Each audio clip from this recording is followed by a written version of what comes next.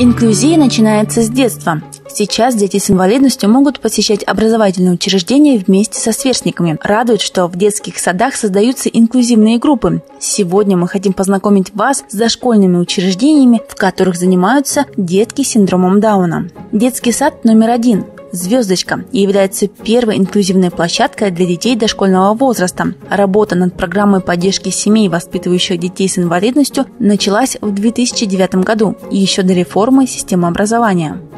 Айсана Павлова посещает детский сад «Звездочка» первый год, но у нее уже много друзей. Сначала девочка вместе с мамой посещала группу временного пребывания. Каждый день они приходили в детский сад на 5 часов, чтобы ребенок мог адаптироваться и влиться в работу. Сейчас Айсана на всех занятиях увлеченно играет вместе со всеми детками. Меня не остановило то, что она очень далеко находится. Ради ребенка я ее очень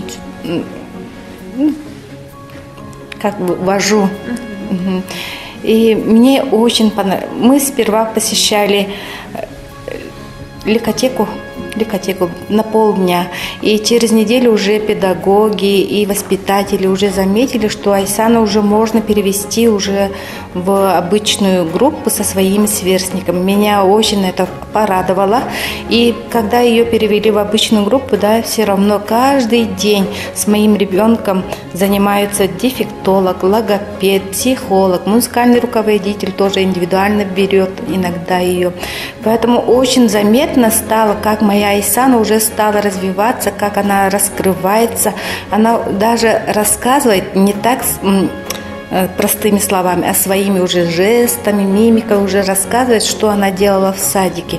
К нам направляются такие дети именно по рекомендации управления образованием. Раньше были дети, только с ДЦП ходили, да, то сейчас могут посещать дети с другими диагнозами. Очень много зависит от родителей.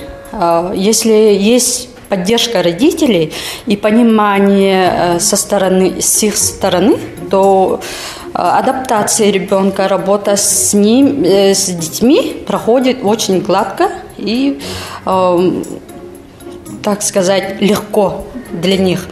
У Айсаны также есть и индивидуальные занятия с учителем-дефектологом, который по совместительству является тьютором девочки. Мы с ней занимаемся 2 раза в неделю. Я ее беру индивидуально. Также могу подойти в группу, когда идут занятия, я как тьютор могу и как тьютор заниматься, да, с ней вместе помогать ей. Непосредственно на моих занятиях мы изучаем по плану, то есть по лексическим темам, такие темы, как одежда, посуда, животные, фрукты, овощи, да, и так далее, по лексическим темам. И также изучаем формы, счет, цвета, развиваем общую, мелкую моторику. Адаптацию она прошла легко. С детьми играет. Взаимодействует, да. Дети тоже очень ее любят. Сережа Попов – воспитанник детского сада «Золотая рыбка», который он посещает уже 3-й год. Мальчику нравится учиться и узнавать что-то новое. Это может быть звук, слово или вещь. Он любит находить самые интересные игрушки, копаясь вместе с ребятами в коробке с кубиками, фигурками и машинками. Сережу на занятиях также сопровождает тьютор. Благодаря нашей заведующей Марии Петровне, она не отказала такому ребенку, с диагнозом, да, и нас сразу, конечно, поставили известность, и мы взяли ребенка, получается. В моей практике это первый ребенок таким диагнозом. Я, конечно, была немножко удивлена, но потом уже по ходу работы стало уже как-то легче работать с ним. Первый год было тяжеловато, можно сказать, потому что адаптация проходила у всех.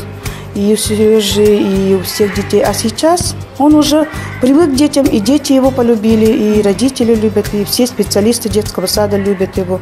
Он любит такие вкладыши деревянные. Все время сидит, можно на какой-нибудь, например, предмет большое внимание уделить, например, новой машинке или же новой игрушке, получается. Сережа, получается, я занимаюсь это с ноября месяца, и мы с ним занимаемся по специальной методике. И начали учить эти буквы. Уже 6 букв у него есть, знает. И далее на физкультуре, музыке тоже это идет сопровождение Сережи. А если смотреть с этого ноября, то Есть прогресс. Сережа стал лучше во всех смыслах. Он стал более общительным. Дети-однокрупники любят Айсану и Сережу. Смотря на деток, видно, как воспитатели разрушают барьеры и стереотипы общества, что дети с синдромом Дауна ограничены. Вы сами видите, какие они солнечные, старательные и дружные.